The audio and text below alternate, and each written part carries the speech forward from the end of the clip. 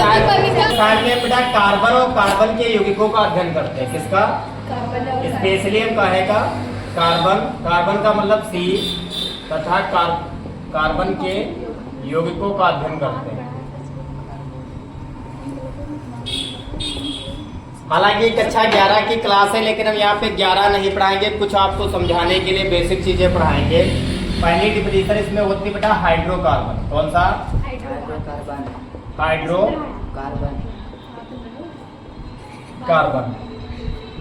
Hydrocarbon क्या होता है बेटा? ऐसा यौगिक होगा जो काहे से मिला हो, ऐसा यौगिक होगा जो हाइड्रो का मतलब हाइड्रोजन से, जैसे तथा कार्बन का मतलब तथा कार्बन से मिलकर बना हो। कैसा यौगिक होगा? कार्बन से मिलकर बना। हाइड्रोकार्बन हम उसको कहते हैं जिसमें कार्बन आया हो और हाइड्रोजन आया हो। जैसे CH4, इसमें कौन कौन से आए? हाइड्रोजन आया और कार्बन आया, तो ये कैसा यौगिक है? कार्बनिक या हाइड्रोकार्बनिक यौगिक। बात समझ पा रहे हो नहीं?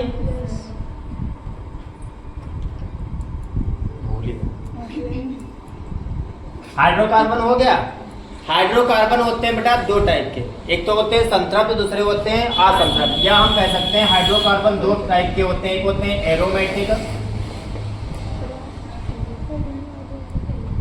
एरोमेटिक, और एक होते हैं बेटा एलिफैटिक। कौन से? एलिफैटिक।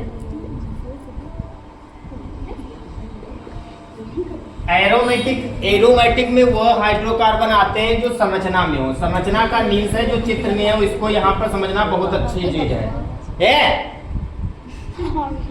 संरचना का मीन्स है जैसे ये बेंजीन बनी है। क्या बनी है? ये बेंजीन है। तो अगर हम सूत्र ना लिख के कोई संरचना लिख रहे हो तो एरोमेटिक हाइड्रोकार्बन कहलाते हैं। ठीक है, बात समझ पा रहे हो नहीं?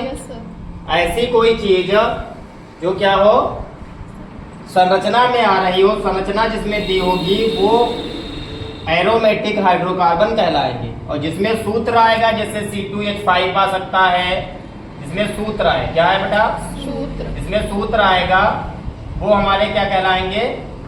एलिफैटिक हाइड्रोकार्बन यौगिक। ये दोनों चीज पकड़े रहना है, क्योंकि एक लेसन हमारा एलिफैटिक का चलेगा तो दूसरा एरोमेटिक का चलेगा। दोनों में अंतर क्या होगा?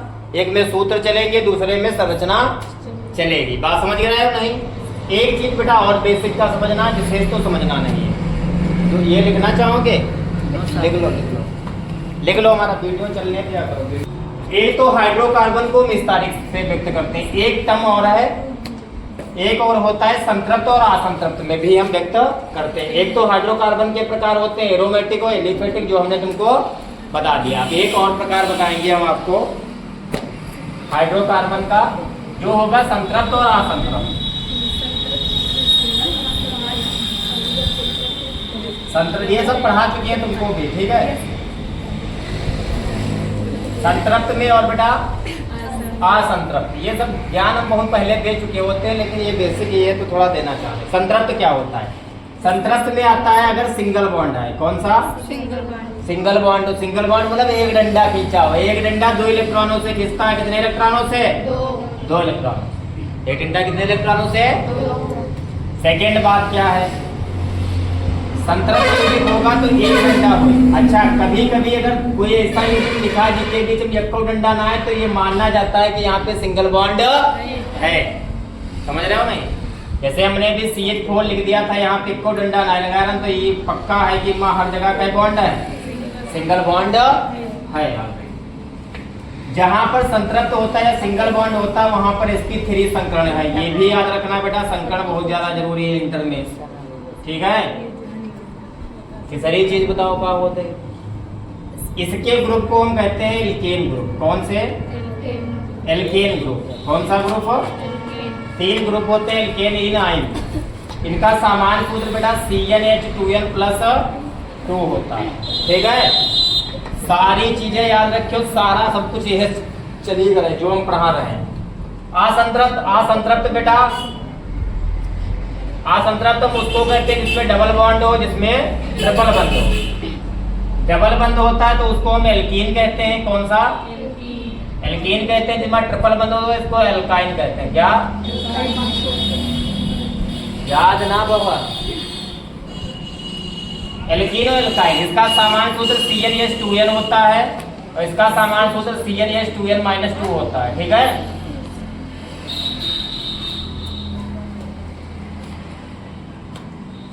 समझ गए? जहां पर 2 बांड हो वहां पर sp2 संकरण होता है और जहां पर बेटा 3 बांड होगा वहां पर sp संकरण होगा। बाकी चीजें आगे भी डिस्कस करेंगे, ये भी लिख लो। कामदा अभिक्रियाएं इसमें होंगी।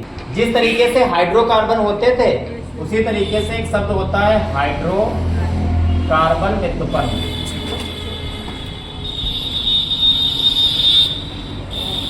इसका मतलब क्या है? मतलब ही समझना है। ऐसा बेटा यौगिक होगा, ऐसा यौगिक होगा जिसमें हाइड्रोजन, कार्बन, हाइड्रोजन तथा अन्य तत्व कोई दिया हो, तथा अन्य तत्व हो। ठीक है, मतलब हाइड्रोजन ये तो होगा ही, लेकिन साथ हम कोई और तत्व हो तो हम हाइड्रोकार्बन ना कहे, हाइड्रोकार्बन का कहे करें व्युत्पन्न कहे। अगर खाली ये दो अक्षर आए हैं रिएक्शन में यहाँ तो वो हाइड्रोकार्बन का। बात समझ पा रहे हो नहीं? जैसे हम ग्लूकोज का अगर सूत्र लिखें, हमारे चैप्टर में ग्लूकोज है, ग्लूकोज तुम्हारे में C6H12O6, तो इमा देखो कार्बन भी आया, हाइड्रोजन है, साथ में क्या आया? ऑक्सीजन है। तो ये हाइड्रोकार्बन नहीं है, ये क्या है? हाइड्रोकार्बन व्युत्पन्न। बात समझ पा रहे हो नहीं? हाँ, क्रियात्मक समूह।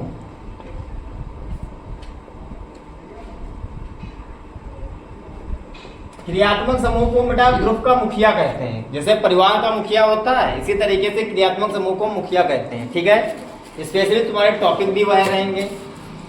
सारा तुमको एल्केन में पढ़ना है। ठीक है, एल्केन के लिए हम 2 शब्दों का यूज करेंगे, ध्यान रखना बेटा।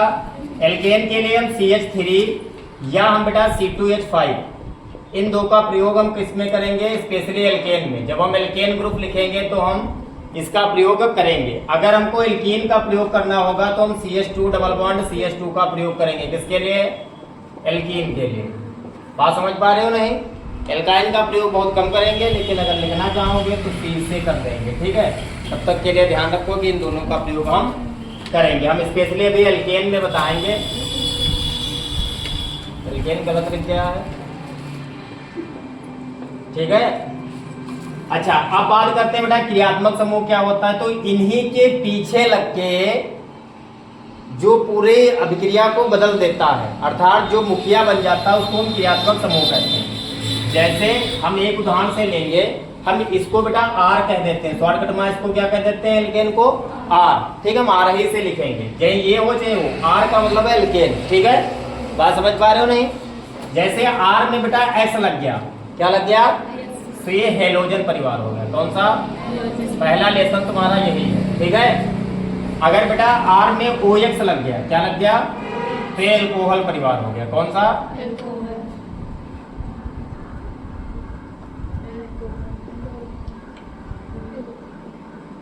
एल्कोहल या एल्कोहल इसको लिखा जाता है NCERT के अकॉर्डिंग। ठीक है, तीसरा चीज बेटा है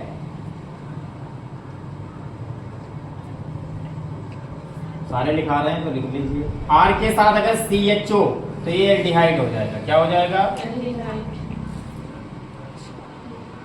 तो क्रियात्मक समूह से हमको पहचानना पड़ता है। R के साथ में बेटा अगर COO लग गया तो कीटोन हो गया। क्या हो गया? और R के साथ में अगर COOH लग गया तो एक कार्बोक्सिलिक अम्ल हो गया। क्या हो गया? कितने हुए बेटा? 1 2 3 4 5 5 लेसन तो तुम्हारे यही है। ठीक है, सबका अलग अलग पढ़ना। इसके साथ में ये तो हम काहे के बारे में बात कर रहे थे? एलिफैटिक की। एलिफैटिक की साथ में 5 लेसन दूसरे होते हैं। अगर बेटा एल्किल अगर बेंजीन में बेटा X लग जाए, क्या लग जाए? X लग जाए तो इसको हम क्या कहेंगे? हेलोजन। ये हो गया हेलो एल्केन, ये हो जाएगा। ये हेलोजन मत लिखना, इसको लिख लेना हेलो एल्केन। ठीक है, अगर X लग जाएगा तो हेलो एरीन हो जाएगा। क्या हो जाएगा? समझ पा रहे हो नहीं? अगर बेटा एल्कोहल में OH लग जाएगा, मतलब बेंजीन में क्या लग जाए? OH लग जाए, इधर से समझ लो। बेंजीन में क्या लग जाए? तो इसको हम फिनाल कहते हैं। क्या कहते हैं? समझ पा रहे हो नहीं? तो दिक्कत CHO में लगता ही नहीं है, कीटोन में भी नहीं लगेगा। ठीक है, इसके अलावा ग्लूकोज वगैरह तुम्हारे सूत्र होंगे। तो that is a major topic for your syllabus. ठीक है, ये लेसन पहला हो जाएगा, ये लेसन दूसरा हो जाएगा, तीसरा हो जाएगा, चौथा इसी तरीके से कीटोन होता है। ठीक है, फिर एल्डिहाइड कीटोन, ये सारे लेसन है तुम्हारे। इनकी पहचान कैसे बेटा? जब इसमें हेलो एल्केन पढ़ेंगे तो यक्स आएगा, एल्कोहल पढ़ेंगे OH सभी में आएगा, एल्डिहाइड पढ़ेंगे CHO सभी में आएगा। दैट इज अ मेजर पहचान। ठीक है,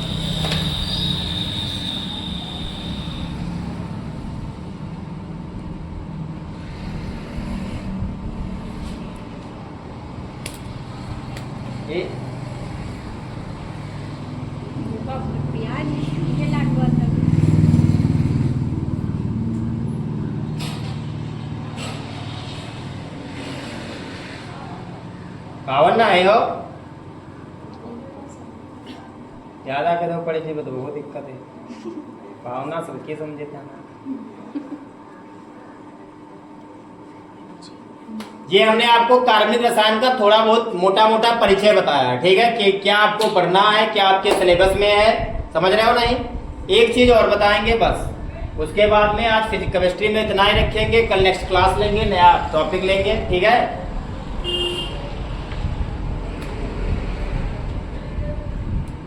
पहला पार्ट क्या है? हेलो एरिन और हेलो एल्केन, मतलब ये पहला लेसन होगा, फिर ये होगा। ठीक है, लेकिन तुम्हारे बुक्स में एक ही लेसन है। लेकिन थोड़ा बारा, लेकिन सरकारी मास्टर हो जाओ तब कुछ अलग है।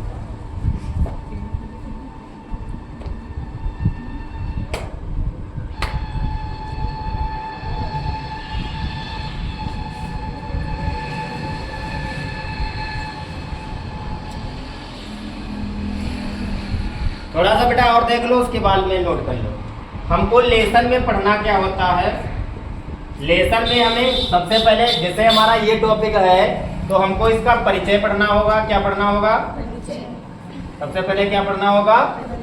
परिचय के बाद में बेटा इसका वर्गीकरण पढ़ना पड़ता है कि कितने प्रकार के ये होते हैं। कोई भी लेसन हो, चाहे वो ये हो, चाहे वो ये हो, चाहे वो। इसके बाद में हमको इसका नामकरण पढ़ना होगा कि नाम कैसे करेंगे। ठीक है, इसके अलावा इसमें हमको बनाने की विधियां, बनाने की विधि।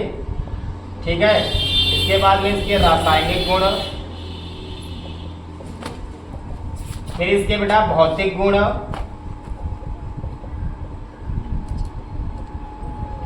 फिर इसका बेटा उपयोग। इतना हमको हर एक लेसन में करना।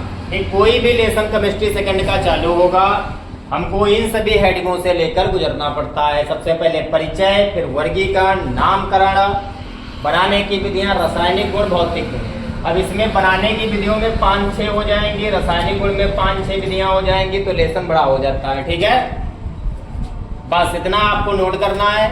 ये हमारा कार्बनिक रसायन का छोटा मोटा परिचय। हम आपको मान सकते हैं कि आप IUPAC पढ़ रहे होंगे।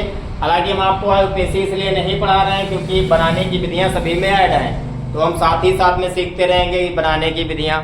ठीक है।